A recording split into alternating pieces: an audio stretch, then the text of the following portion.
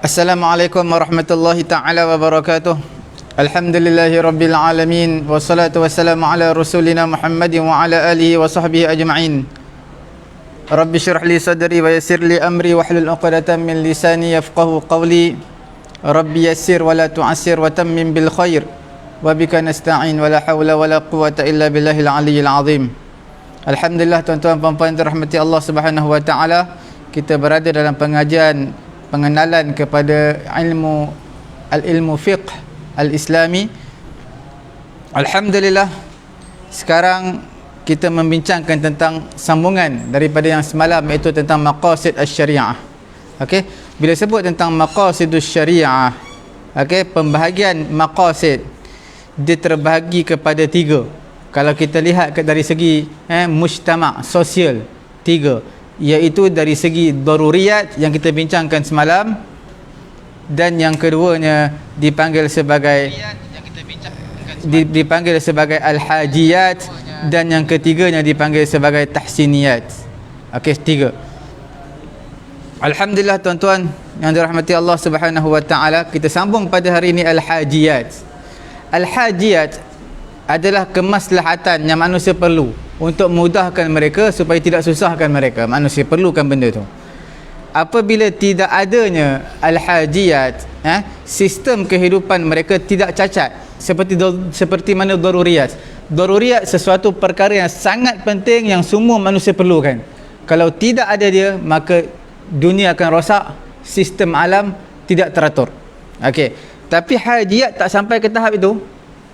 Dia, manusia perlukan benda tu untuk memudahkan manusia dan juga tidak menyusahkan manusia, tetapi benda tersebut tidak merosakkan sistem alam, tak merosakkan kehidupan manusia. Okey, cuma bila tidak ada hajiyat, manusia akan berdepan dengan kesusahan. Jadi asas kepada maslahat al-hajiyat adalah raf'ul haraj, iaitu mudahkan manusia.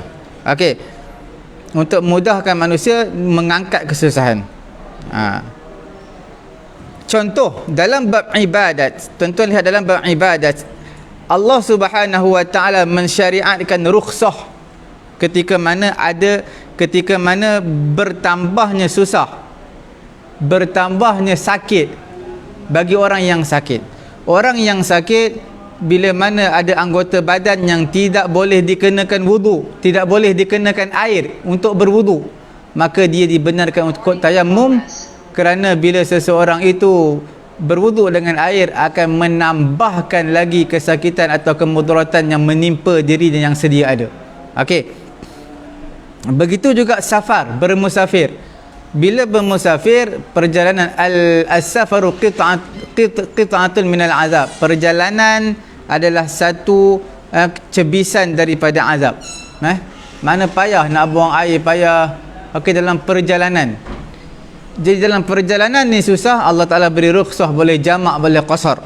Nampak? Jadi dalam bab ibadat, Allah Ta'ala memberi kelonggaran rukhsah kepada manusia, boleh berbuka puasa untuk orang yang bermusafir, boleh jamak dan juga qasar untuk solat, dan boleh bertayamum untuk orang yang tidak boleh kena air pada anggota wudunya. Itu dalam bab ibadat, itu dipanggil dalam bab al-hajiyat, maslahat al-hajiyat. Okey, yang kedua dari segi adat, Allah Subhanahu wa taala mengharuskan mengambil manfaat bima halla, dengan suatu perkara yang halal, iaitu kelazatan makanan, kecantikan baju, besarnya tempat tinggal.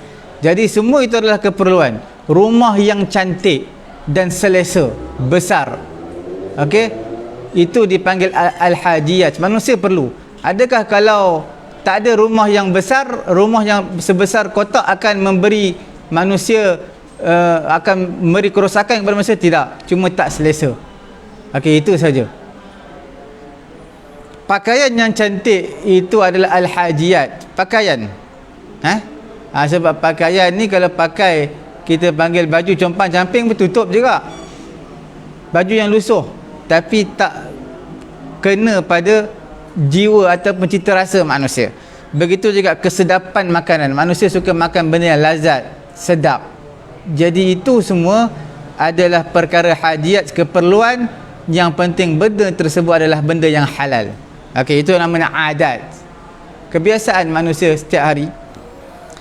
Dalam bab al-muamalat, al-hajiyat, iaitu Allah Subhanahu wa taala mensyariatkan jual beli supaya manusia itu memiliki ain, objek tadi, dengan bayaran duit, harta. Okey.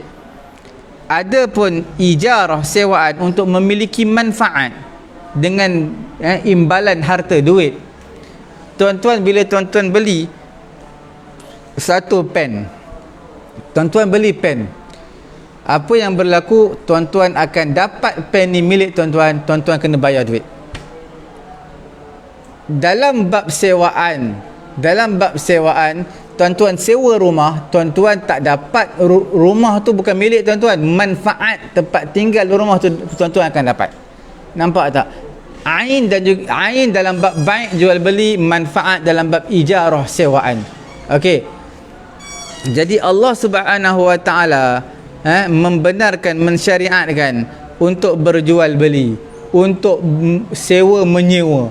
Ini semua adalah al-hajiyat, keperluan manusia. Keperluan manusia untuk berjual beli setiap hari, untuk sewaan.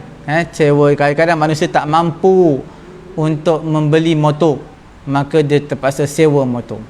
Okey. Dalam bab uqubat, dalam hajiyat, al-uqubat, Allah Subhanahu wa taala mensyariatkan diat. Diat ni duit pampasan kepada al-aqilah. Aqilah ni siapa? Kaum kerabat yang si pembunuh. Okey. Wadarul hudud bisyubhat, dan juga menolak hudud dengan perkara-perkara syubhat. Tuan-tuan perempuan yang dirahmati Allah Subhanahu wa taala, dalam bab hukuman al-hajiyat, Allah Ta'ala mensyariatkan perlu membayar ad-diyah, duit pampasan. Kalau kitab-kitab fiqh lu cerita 100 ekor unta, yang mana ada pembahagiannya, berapa ekor yang bunting, berapa ekor unta yang sekian. Dan diat ini adalah perlu dibayar kepada aqilah, kepada orang kaum kerabat si pembunuh. Okey.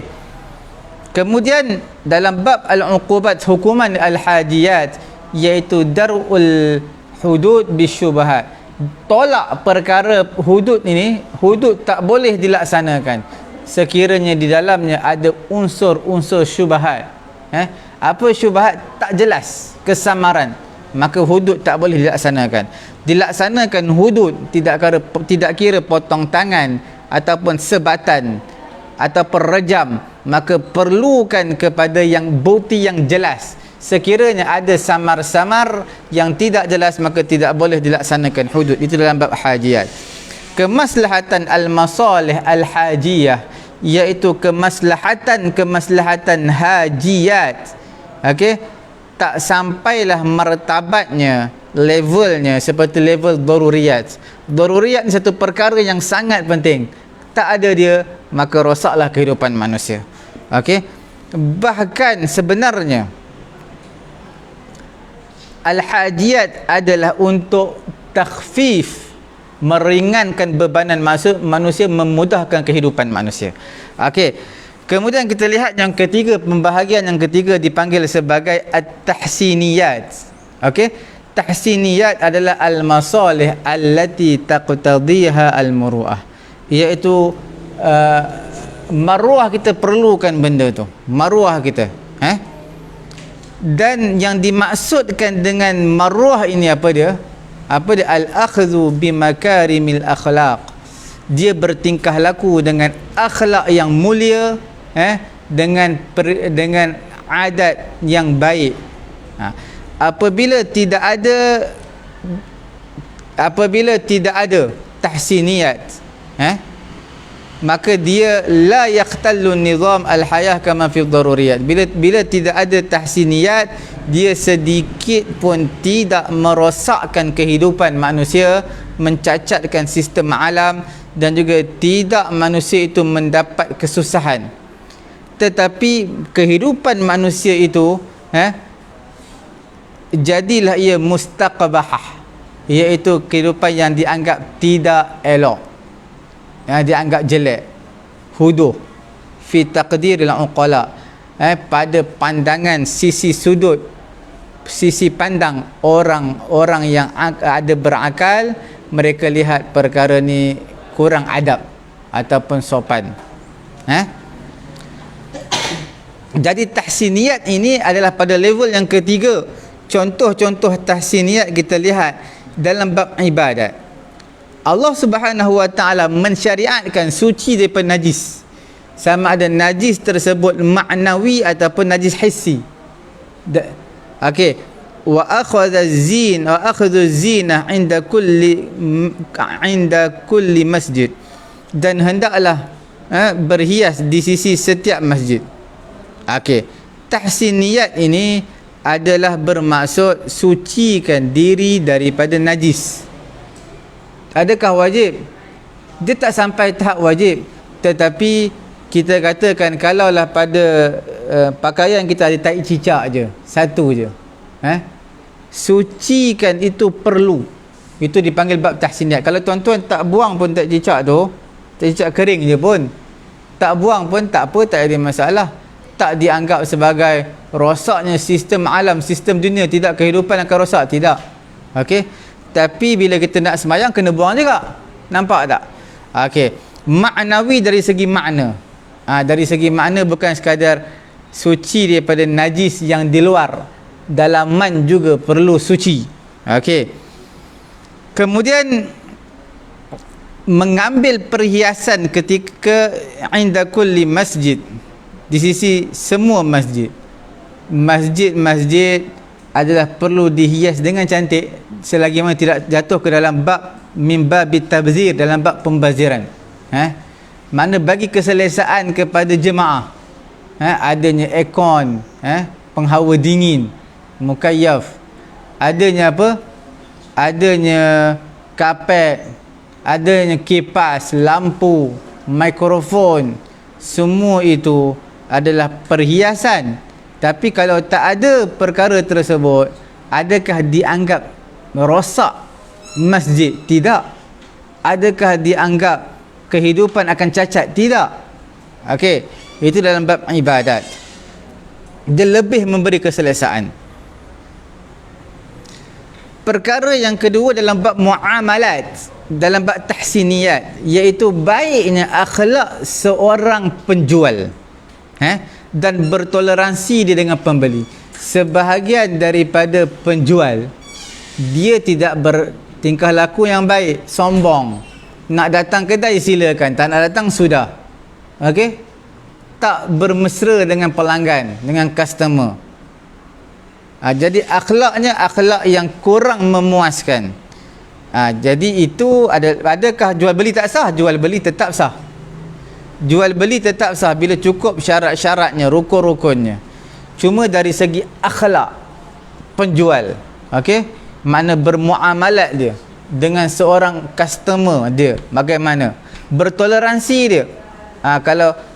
Kalau apa nama, sukatan dilebihkan sikit supaya tidak mengambil hak orang lain. Ada Allah Ta'ala melarang daripada al-qazurat, menjual perkara yang kotor, seperti bangkai, darah, dan juga daging babi. Ini semua kita panggil dalam bab muamalat. Dalam bab muamalat, akhlak peniaga itu adalah toleransi peniaga, tasamuh. Itu adalah dianggap sebagai tahsiniyat, masalih tahsiniyat. Okey.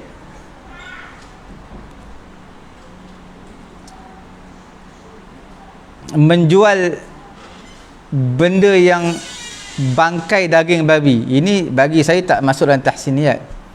Kerana apa? Menjual babi itu haram. Haram. Dan dia lebih, kita kata, menjaga apa? Hifzuddin, hifdzuddin. Agama larang menjual benda-benda yang haram. Dia bukan termasuk tahsiniyat, tetapi dia adalah termasuk di dalam ad-daruriyat, perkara yang dilarang. Maksud dalam tahsiniyat ini, dilarang menjual perkara yang kotor, seperti jual baja daripada najis haiwan. Sah tak? Sah, adalah sebab-sebabnya sah. Tetapi ia tetap dianggap benda yang kotor. Itu dalam bab tahsiniyat. Dalam bab adat, hasa syari' al-akhz bi adabil akal wasyurb wal malbas, iaitu syari' menggalakkan supaya berpeganglah dengan adab-adab makan. Dari segi adat, kebiasaan, kita makan ada etika dan adabnya. Ketika memakai pakaian, ada etika dan adabnya. Adab dan akhlak inilah sebenarnya dalam bab tahsiniyat. Dalam bab uqubat, Allah Subhanahu wa taala mensyariatkan membunuh perempuan dan kanak-kanak dan orang tua dalam peperangan. Itu dalam bab tahsiniyat. Dalam bab tahsiniyat, sebenarnya Islam tak benarkan membunuh kanak-kanak, wanita mahupun orang tua, selagi mana dia tidak turut serta dalam peperangan. Bila dia bertempur, turun dalam medan peperangan sekali, maka hukumnya boleh dibunuh. Okey, asalnya tahsiniyat, tak boleh bunuh, tetapi Islam suruh bunuh kerana mereka turut serta dalam peperangan, mengangkat pedang sekali untuk membunuh orang-orang Islam. Tahsiniyat adalah satu maslahat yang mana untuk menzahirkan perkara yang baik, adab, akhlak, dan juga untuk membelakangkan perkara yang tidak baik. Okey,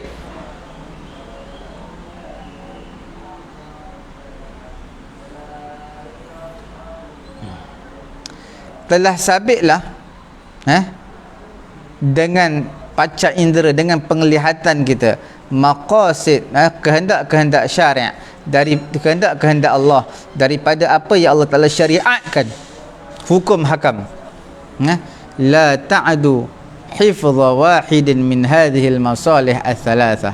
Sudah pasti tidak akan melebihi, melampau daripada menjaga salah satu daripada tiga perkara ini. Kita lihat apa perintah Allah, dia tidak akan lebih daripada tiga tadi, sama ada di dalam bab ad-daruriyat ataupun dalam bab al-hajiyat ataupun dalam bab at-tahsiniyat. Okey, ataupun sebahagiannya menyempurnakan sebahagian yang lain.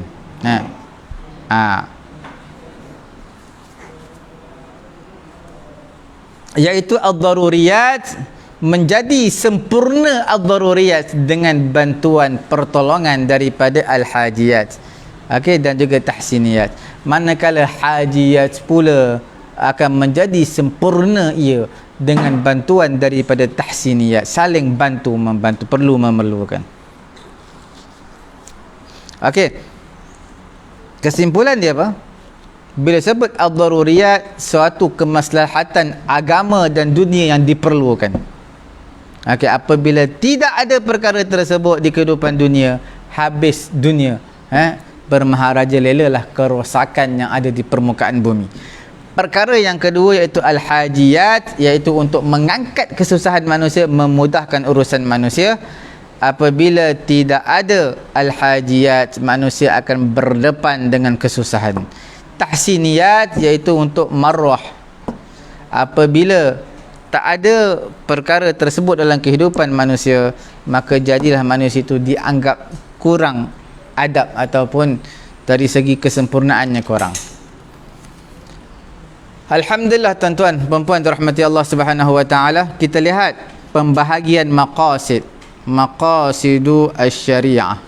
Okey, pembahagian maqasid diambil kira pembahagian ni sama ada dia berkait rapat dengan jamaah sosial ataupun dengan individu.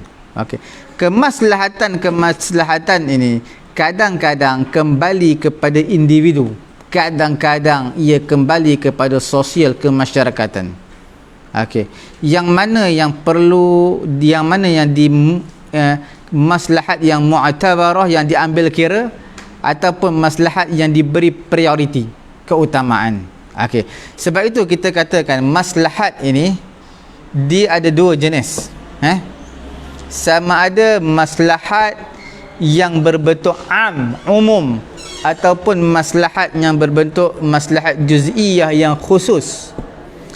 Tuan-tuan, maslahat yang mana umum, dia akan kembali kepada semua umat ataupun satu golongan, satu bangsa, satu negara yang besar. Maslahat yang mana untuk mengembalikan kebaikan dan juga kemanfaatan kepada semua umat. Okey.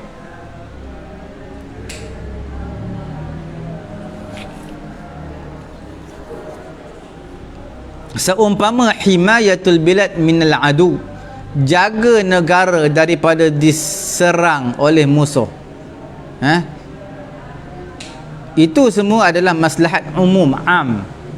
Maslahat kulliyah dipanggil. Menjaga jamaah daripada berpecah. Sebab dalam pepatah Arab dia kata apa tu? Jarahatus sinani lahal ti'amu wala yaltaimu ma jarahal lisanu. Luka-luka yang terkena mata tombak boleh dicantum, tetapi luka disebabkan lidah tidak mudah untuk dicantum. Wala yaltaimu ma jarahal lisanu. Okey, jadi untuk menjaga satu jamaah, satu grup daripada berpecah, itu adalah maslahat kulliyah. Jangan kita nak raikan seorang, habis masyarakat semua berpecah belah. Okey, jangan kita nak raikan kerana seorang musuh, habis negara kita telah dijajah oleh musuh. Okey. Kemudian hifdzuddin minaz zawal, jaga agama daripada hilangnya agama. Satu perkara yang penting untuk kemaslahatan umum. Menjaga Al-Quran daripada perubahan, sebab itu dibukukan Al-Quran, ditadwinkan Al-Quran kerana khawatir dan bimbang Quran akan diubah. Itulah dipanggil sebagai al-maslahat al-kulliyah. Kemudian hifdzus sunnah, menghafal sunnah ataupun membukukan buku sunnah, buku hadis.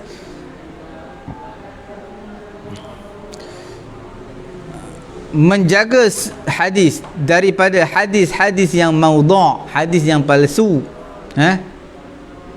dan selain daripada demikian, daripada apa yang ada kebaikannya dan juga ada kerosakannya yang akan membabitkan institusi masyarakat. Itu maslahat kulliyah. Yang kedua dipanggil maslahat juz'iyah ataupun al-khassah, maslahat khassah, iaitu maslahat juz'i yang khas, ataupun dipanggil maslahat fardi, atau kepada maslahat kepada afrad qalilah, iaitu kepada golongan yang sedikit, seperti mana dalam bab hukum hakam muamalat yang pelbagai.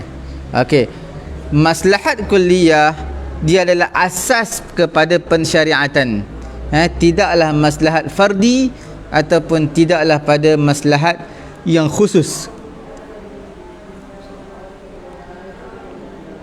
ataupun maslahat kepada beberapa individu yang telah ditentukan.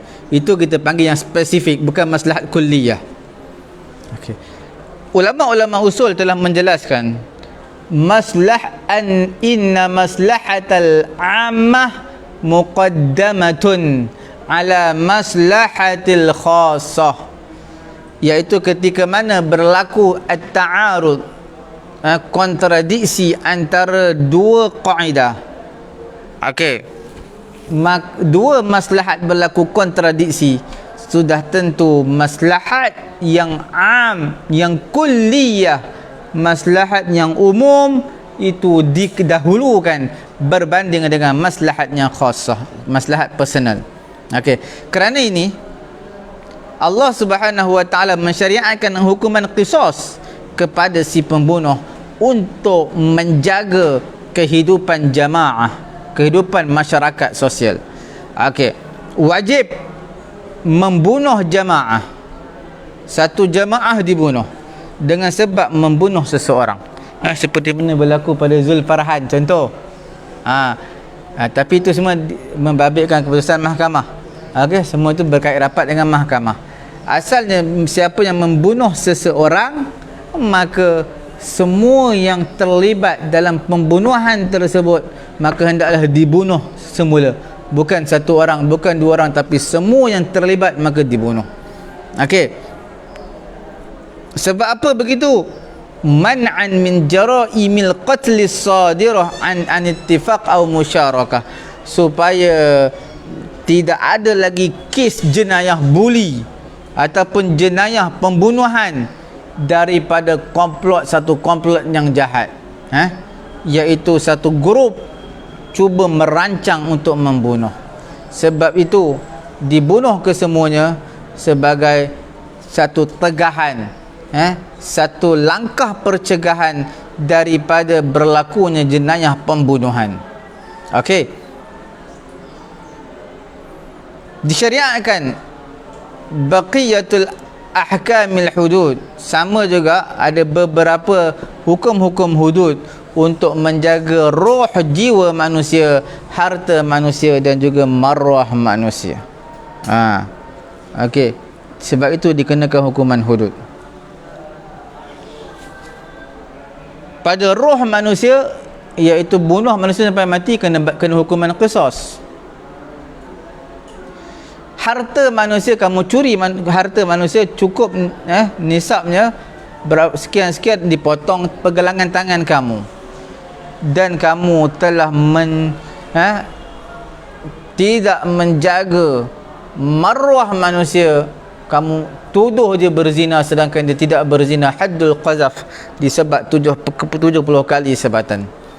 Tuan-tuan puan-puan yang dirahmati Allah Subhanahu wa taala,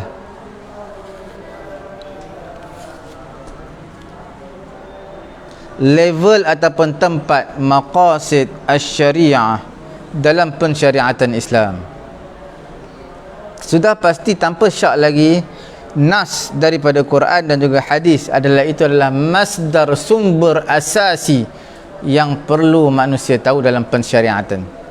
Dan tak perlu pun kepada mensabitkan hukum kepada mana-mana sesuatu yang lain. Cukup Quran dan juga hadis, itu dalil asasi, sumber asasi. Tak perlu lagi kepada hukum dalil yang di luar. Kerana ini Imam Asy-Syafi'i rahimahullahu ta'ala telah berkata, innal ahkam, sesungguhnya hukum hakam tidak diambil melainkan hanya dengan nas, dengan teks daripada Al-Quran dan juga hadis, au min hamlin ala nas, ataupun dimahmulkan, diletakkan hukum hakam tadi ke atas nas. Okey. Al-ijma' datang selepas daripada Quran, selepas daripada hadis.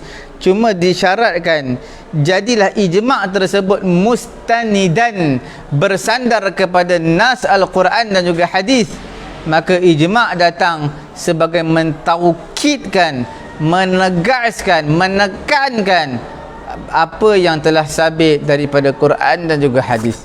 Dia tidak mensabitkan hukum yang baru, bahkan dia mensabitkan, mensamakan, seolah-olah mensamakan illah, illatul hukum, mensamakan dengan qiyasul hukum. Jadi di sini ijma' disyaratkan dia bersandar kepada nas, teks Al-Quran dan juga hadis.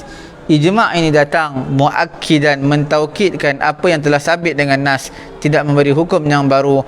Dan bukanlah ijma' maknanya yang hakiki, laisal ijma'u bimakna hul haqiqi masdaran min masadir tasyri'.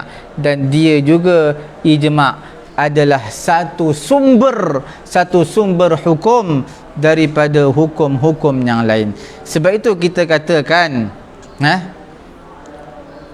ijma' ini ijma' adalah selepas daripada Al-Quran, selepas daripada hadis. Setiap ijma' pergantungannya, sandarannya hanya kepada Quran. Sebab dia berijtihad, mestilah bersumberkan dengan dalil-dalil Al-Quranul Karim. Kita lihat ma nassahu syari' ma qasadahu syari', apa yang Allah Ta'ala nak dan apa yang Allah Ta'ala nak.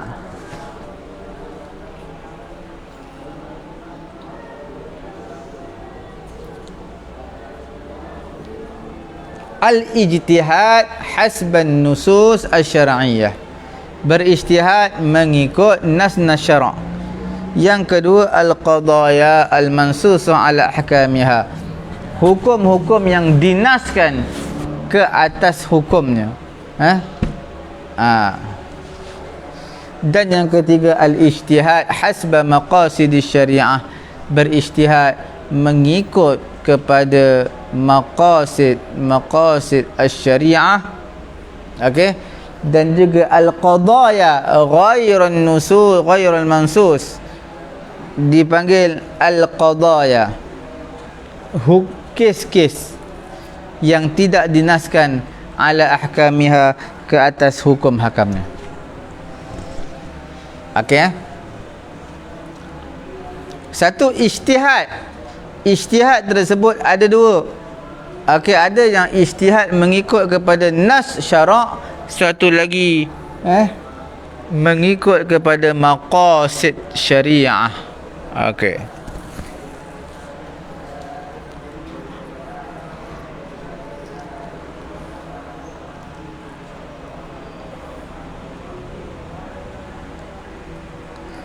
Bila sebut tentang al-ijtihad yang ada nas syara', Al-Quran dan juga hadis, maka kes-kes yang dinaskan itu adalah di atas hukum-hukumnya.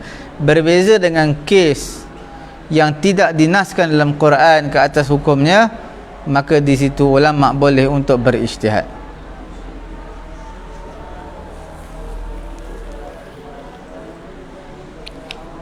Alhamdulillah, tuan-tuan, puan-puan yang dirahmati Allah Subhanahu wa taala.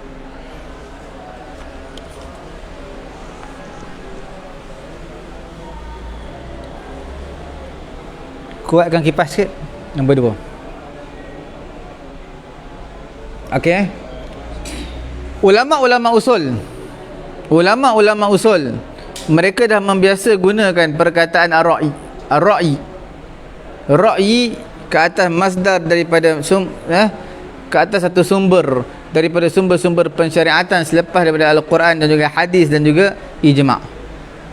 Kalimatur ra'i, kalimah ar-ra'i, di sisi mereka mengandungi qiyas, istihsan, al-istislah, masalih mursalah, istishab. Asasnya adalah ar-ra'i.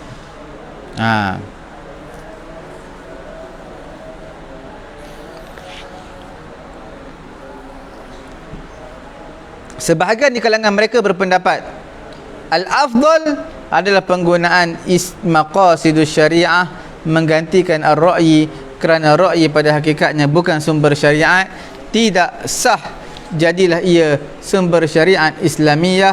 Bahkan ar-ra'i ma huwa illa al-alah yaktashifu bihal masdar alladhi tasduru anhu al-ahkam kal illah wal qiyas. Okey.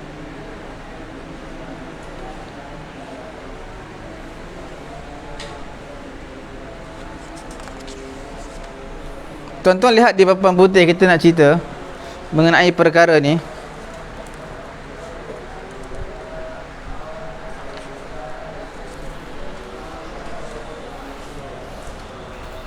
Ada yang menyebut apa dia?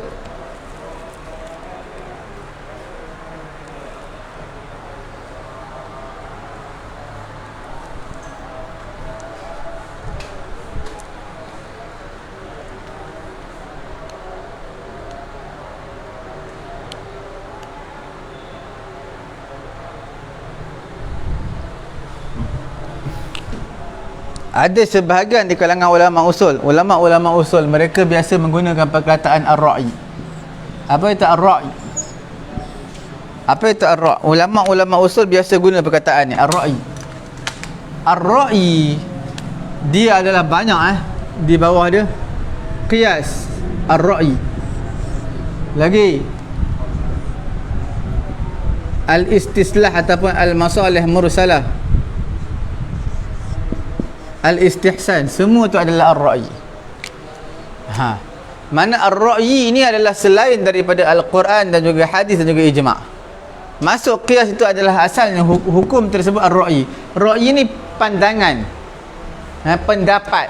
Sebenarnya pendapat qiyas ke, masalih mursalah, istihsan ke, apa ke, tetap dia mustanidan ilan nusus, iaitu bersandarkan kepada nas.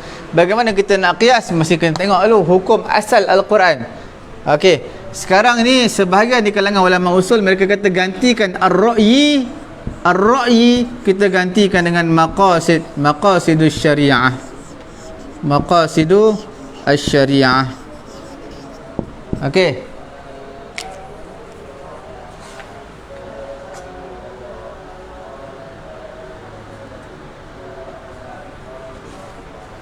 Sebab mereka berhujjah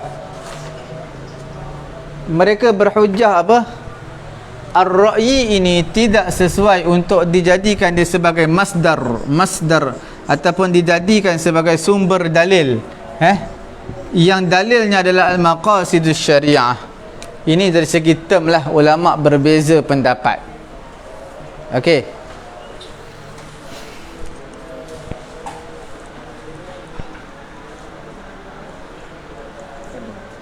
Padam.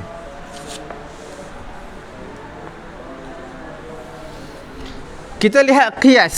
Qiyas ni kalau lihat lebih halus, pandangan lebih halus, qiyas ni bukan sumber bagi pensyariatan. Kerana qiyas ni kalau kita lihat lebih mikro, apa dia? Dia sebenarnya adalah amalan, satu perbuatan daripada mujtahid, daripada manusia. Dan tak boleh beramal, la yasluh al-amal, dan amalan tersebut tak sesuai lah kita jadikan sebagai satu sumber dalil. Bahkan sebenarnya dia sendiri, amalan tersebut tak dapat tidak kena bersumberkan kepada dalil, bukan dia yang menjadi dalil. Nampak? Okey. Kemudian kalau kita dakikkan lagi, haluskan, perincikan lagi pandangan yang lebih banyak, kita dapati illat pada qiyas dia adalah yaduru ma'aha al-hukum, menjadi paksi hukum, menjadi paksi berserta dengan illah, wujudan wa adaman. Adanya illah, adanya hukum. Tidak ada illah, tidak ada hukum. Jadi tak sesuai lah kita katakan tak, illah itu adalah sumber syariat bagi pensyariatan, ataupun illah itu, melainkan illah itu adalah maqsud asy-syariah, maqasid, tujuan daripada syariat. Okey, maqsad asy-syariah.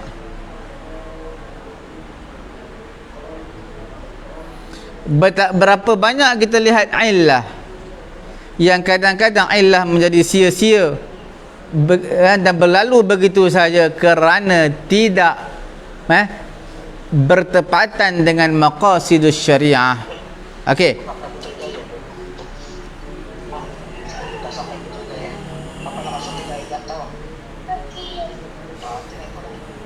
Okey, kita lihat masdar sumber syariah Islamiyah adalah samawi al-usul. Okey, kerana sumbernya daripada yang esa, iaitu Allah Subhanahu Wa Taala. Allah Subhanahu Wa Taala menciptakan kita. Allah Subhanahu Wa Taala menciptakan alam keseluruhannya. Allah Taala itu Maha mengetahui terhadap apa yang sesuai untuk kita.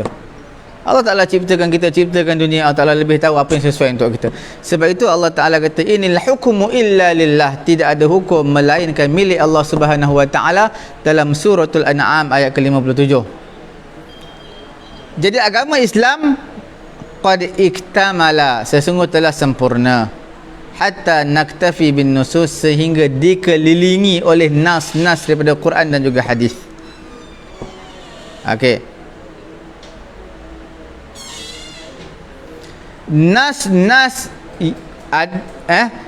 difahami dulu sebelum setiap sesuatu daripada kaedah lughah dan juga uslub penerangannya. Nampak? Perkara pertama yang kita perlu faham teks Quran dan juga hadis.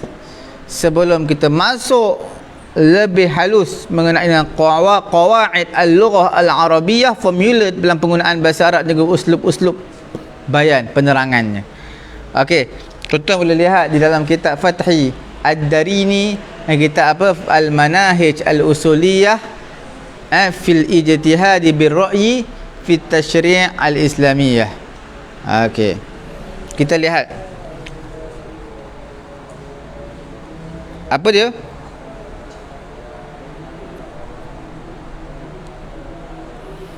Kesimpulan yang kita bincangkan pada hari ini, maqasidus syariah, dengan bahasa yang mudah, apa yang syariat nak, Allah Ta'ala nak dalam pensyariatan hukum hakam Allah untuk semata-mata merealisasikan maslahat keperluan manusia itu sendiri. Okey, bagaimana dengan memberi kemanfaatan dan juga menolak kemudaratan daripada manusia.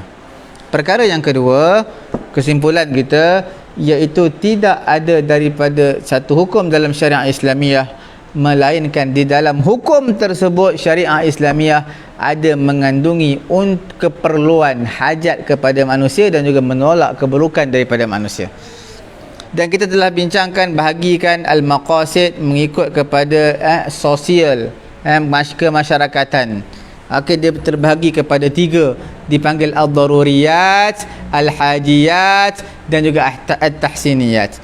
Kemudian kita lihat maqasid pula terbahagi kepada yang ada kaitan dengan, bukan dengan sosial, bukan dengan kita panggil apa, maqasid al-ammah, tetapi dia berkait dengan satu jamaah yang khusus ataupun dengan individu. Maka di sini terbahagi kepada 2, iaitu dipanggil al-maslahat al-kulliyah. Al-maslahat al-kulliyah ataupun al-ammah, iaitu maslahat yang kembali kepada satu jamaah. Satu lagi maslahat juz'iyah, yang mana maslahat secara individu.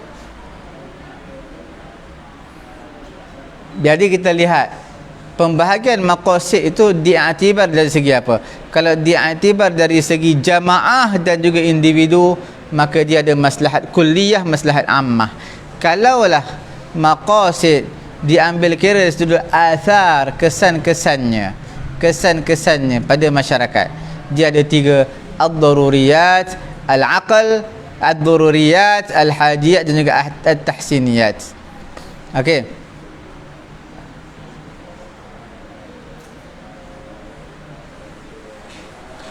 tuan-tuan perempuan yang dirahmati Allah Subhanahu wa taala, kita lihat dalam pembahagian ini dia ada 2. Al-maqasid diambil kira dari sudut apa tu? Dari sudut apa? Al-maqasid dari sudut apa?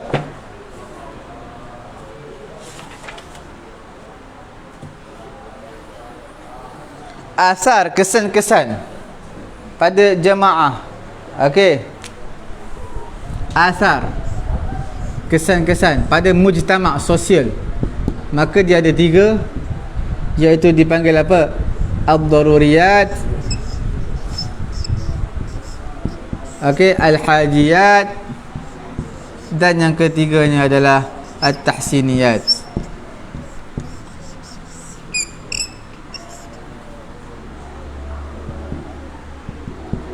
Okey, al-maqasid tapi diiktibar dari sudut apa? Dari sudut al-fard, ataupun dari sudut individu, ataupun dari sudut apa? Jamaah yang khusus, dari sudut jamaah, atau dari sudut al-fard, individu ataupun jamaah. Dia ada 2, dipanggil sebagai al-maqasid al-kulliyah al-ammah. Okey, al-kulliyah okey, al-ammah. Satu lagi dipanggil sebagai al-maqasid. Al-maqasid apa? Kulliyah al-juz'iyah. Okey. Dan juga al-khassah. Ini term-term dalam pengajian kita, pengenalan kepada ilmu fiqh.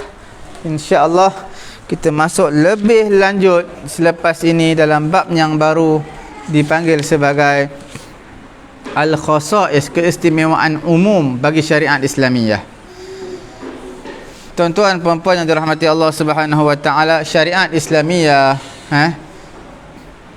dia membentangkan semula apa yang syariat sebelum ni daripada syariat-syariat samawiyah daripada Allah Subhanahu wa taala, kerana jauhar kecantikan, keindahan syariat-syariat ini hanya satu. Okey, masdar, musdir, sumber, masdaruha, sumbernya persyariatan ini hanyalah daripada Allah Subhanahu wa taala. Maudhu'uha, maudhu'nya adalah satu, iaitu mentauhidkan Allah Subhanahu wa taala dan juga tidak mensyirikkan Allah Subhanahu wa taala. Okey. Kemudian dalam syariat samawiyah ada ikhtilafat, berbeza pada tafsil, pada pendetilannya, dan juga pada juz'iyat, bahagian-bahagiannya, dengan sebab berbezanya zaman, berbezanya tempat, berbezanya environment, berbezanya situasi. Okey, yang mana manusia, akal manusia ni semakin lama semakin meninggi, tinggi, semakin bertamadun. Kerana itu Allah Subhanahu wa taala menyatakan likulli ja'alna minkum syir'atan wa minhaja. Kami jadikan di kalangan kamu ada syir'atan, syariat, dan juga ada minhajan, manhaj. Suratul Maidah ayat 48. Syariah Islamiyah adalah akhir syariat, akhir bagi pensyariatan as-samawiyah, dan tidak ada lagi syariat selepas daripada syariah al-islamiyah. Jadi seolah-olah dia syumul, berangkumi semua sekali. Apabila syariah ini adalah akhir syariah as-samawiyah, iaitu kita panggil syariat samawiyah yang terakhir di permukaan bumi ini, sudah pastilah agama ini wakana hadzal din khatiman lil adyan as-samawiyah as-sabiqah. Sudah pasti agama Islam ini adalah penutup bagi agama samawiyah yang telah terdahulu. Okey, tak dapat tidak, jadilah bagi syariah ini dia ada keistimewaan dia, ada keindahan dia. Okey, yang menjadikannya dapat menerima untuk pensabitan, penyuburan, pemberian dan sebagainya. Okey, maknanya syariat ini ada keistimewaan yang tersendiri, iaitu pada setiap zaman, setiap masa dia akan kekal syariat Islamiah sampai ke akhir hayat dunia ini. Okey, tak pelik syariat Islamiah ini tastamiddu usuluha, berpanjangan dah asalnya, dan juga telah terpancarlah qawaid daripada kitab Allah Subhanahu wa taala, dan tidak ada datang kepada Al-Quran, tidak datang kepada Al-Syariah Al-Islamiyah perkara yang batil, sama ada di hadapan dan juga di belakang, kerana itu adalah syariat daripada Allah Subhanahu wa taala. Okey,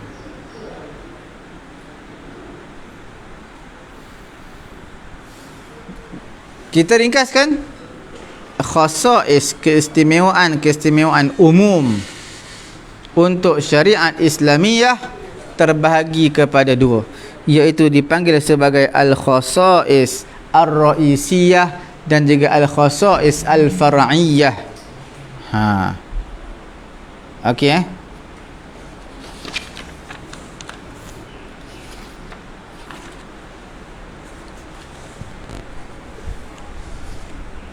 Kita lihat satu dulu pada hari ini.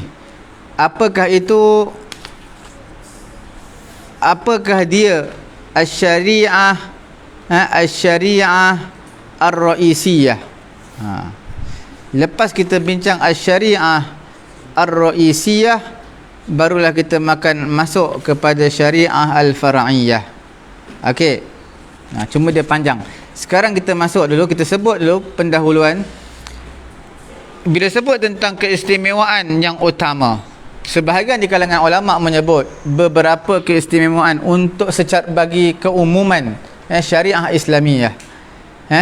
Cumanya semua sekali, semua keumuman syariah Islamiyah kembali kepada khasiyah wahidah, keistimewaan yang satu, iaitu dia adalah syariah ar-rabbaniyah. Itu syariat rabbani. Okey. Syariah Islamiyah, syariah rabbaniyah dinisbahkan kepada Allah Subhanahu wa taala kerana syariah Islamiyah datang daripada sisi Allah, dan juga masdar pensyariatan, sumber pensyariatan Islamiyah iaitu wahyu daripada Allah Subhanahu wa taala. Kerana Allah Subhanahu wa taala dia menciptakan manusia, dia juga mengetahui apa keperluan manusia, apa yang memudaratkan manusia dunia dan juga akhirat. Allah Taala berfirman dalam suratul Mulk, ala ya'lamu man khalaqa wa huwal latiful khabir. Ketahuilah, ya'lamu man, la ya'lamu man, tidak mengetahui, man khalaqa, siapa yang menciptakan, sedangkan dialah Allah Maha Latif, Maha sopan santun, Al-Khabir, Maha mengetahui.